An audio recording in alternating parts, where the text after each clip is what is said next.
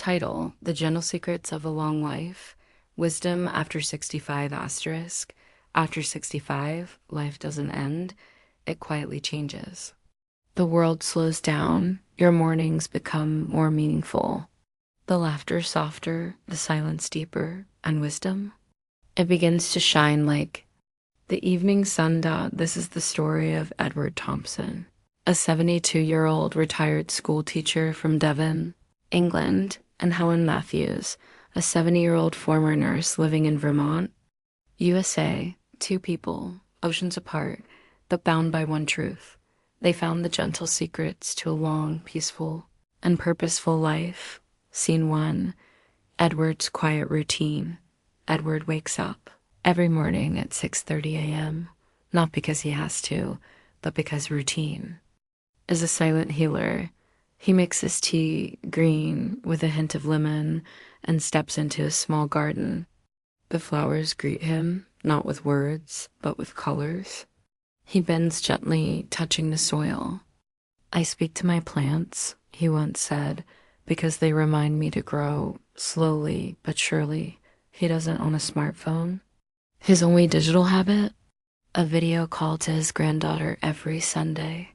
Edward's first secret: simplify your life. The more you own, the heavier you become. He gave away half of his belongings at 65. "I don't need more space," he said. "I need more peace." Scene 2. Helen's kitchen wisdom. Helen, on the other side of the Atlantic, starts her day in the kitchen. Not rushing, not hurrying, just moving with grace. At 70, she still cooks her own meals. Fresh vegetables, olive oil, a bit of garlic. "My food doesn't come from boxes. It comes from the earth," she smiles. Helen's second secret: eat to live, not live to eat. She eats less but better. She doesn't fear food. She respects it. She follows a simple rule: if it didn't exist 100 years ago, I don't eat it. Scene 3. Walking towards longevity. Edward doesn't go to the gym. He walks 2 miles every evening. He says, "Walking is not exercise. It's my way of talking to life." He greets trees, waves to children, and watches the clouds. His steps are light, but they carry the weight of his years. With pride. Helen walks too, but not alone. She walks with 2 widowed neighbors. They talk. They share stories. They cry. They laugh. Together, they heal. Their third secret: keep moving. Physically and emotionally. Stiffness invites disease. Movement invites joy. Scene 4. The power of purpose. When Edward turned 68, he started teaching English to migrants. He didn't charge a penny. His reward? The smiles on their faces. "I'm not done giving yet," he says. "Life still meets."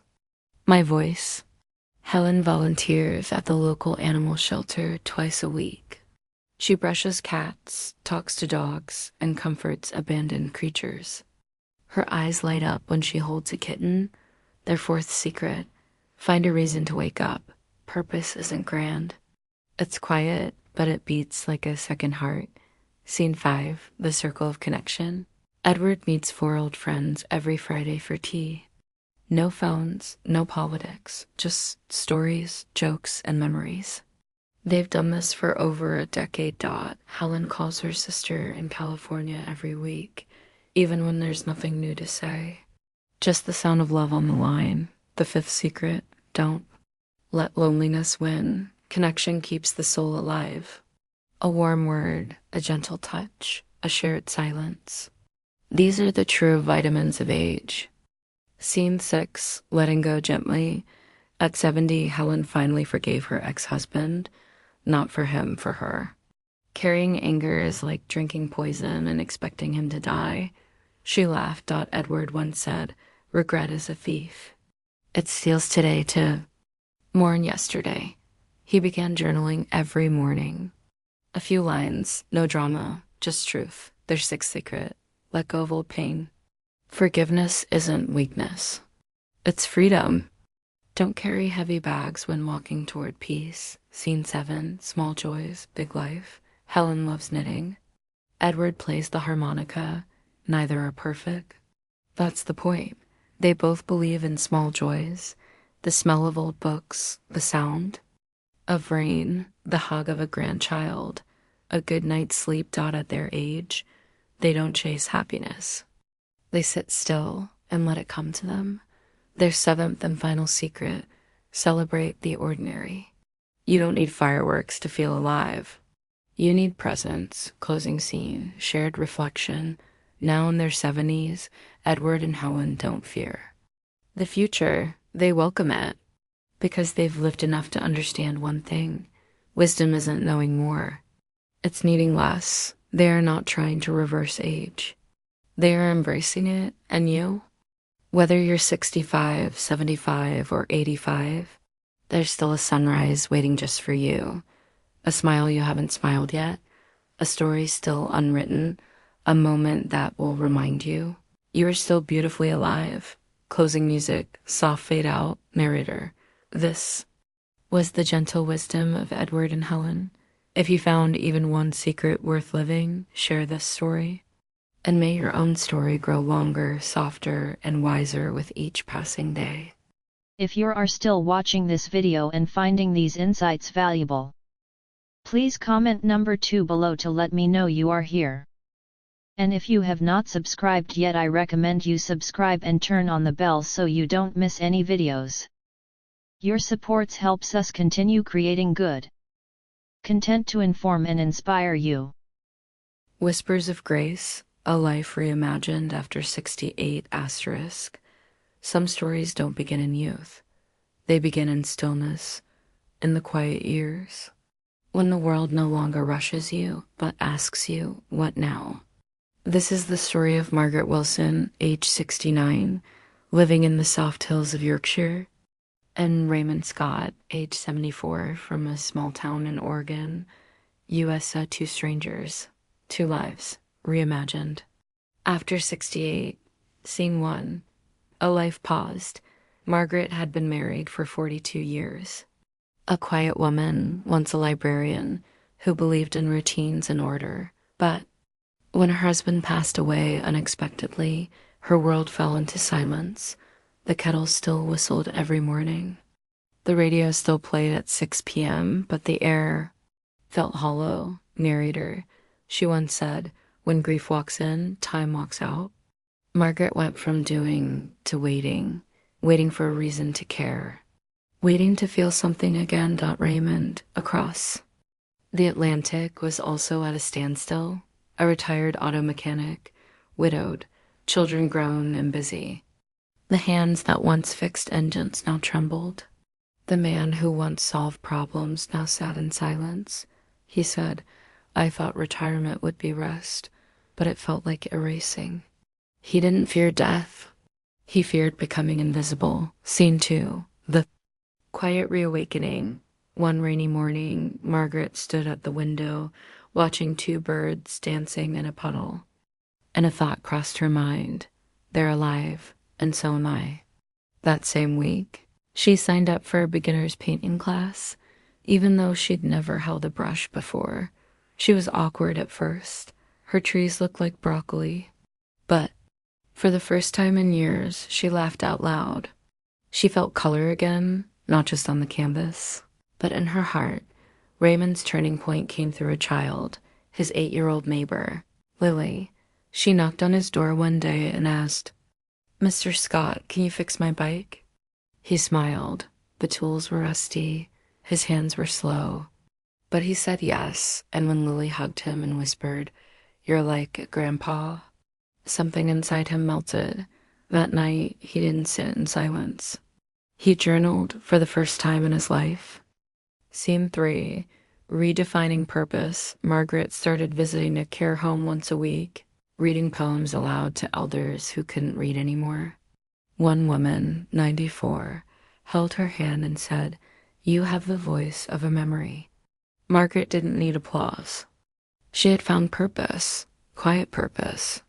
Soft, powerful, enduring. Raymond began building birdhouses.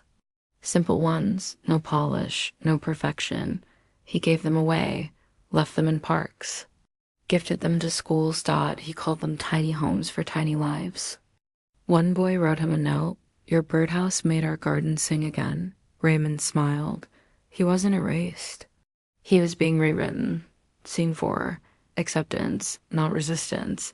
Margaret gave up dyeing her hair. Let the gray show. It's not age. She said, it's silver, and silver is precious. She stopped covering her hands with gloves.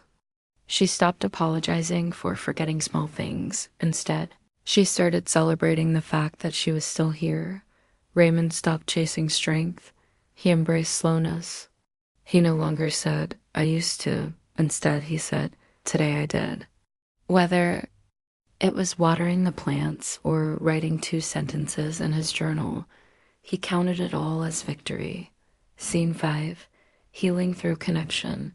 Margaret reconnected with her estranged sister, Alice.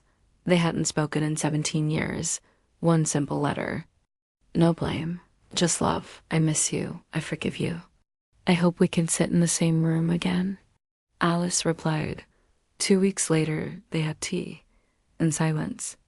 In healing. Together, Raymond began calling his son every Sunday. They didn't talk long. But they laughed more. What changed? His son asked. Raymond said, nothing. I just realized I'm still your dad, no matter how old I get. If you are still watching this video and finding these valuable insights, please comment, number 5, below to let me know you are here. And if you have not subscribed, yet I reminded you subscribed and turn on the bell so you miss any video. Your support helps us continue creating good content to inform and inspire you. Scene 6. Living lightly, loving deeply, Margaret downsized her home. Not out of necessity, but freedom. She said, I don't need space. I need peace.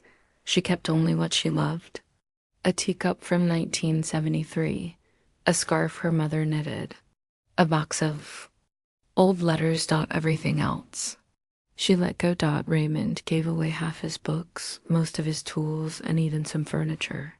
He said, I want to be remembered for my presence, not my possessions. He started a small tradition. Each birthday, he gifted someone else something of his, a watch, a compass, a story. Final scene. Grace in the present. Margaret now walks every morning. Rain or shine. Sometimes she walks with a neighbor. Sometimes alone. But always with purpose. She says, my pace isn't fast, but it's mine. Raymond ends each night on his porch. A blanket. A hot mug. The stars. No music. No noise. Just gratitude. He whispers, thank you for another day. Narrator. They didn't seek to be young again. They didn't chase the past. They simply made peace with now. They didn't just live longer. They lived wiser. Closing words. Music fades gently. Narrator.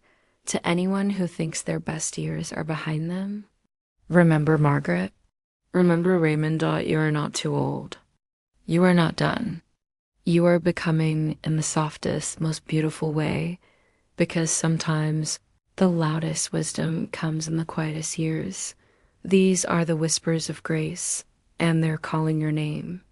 If you are still watching this video and finding these valuable insights, please comment, number 5, below to let me know you are here. And if you have not subscribed, yet I reminded you subscribed and turn on the bell so you miss any video. Your support helps us continue creating good content to inform and inspire you.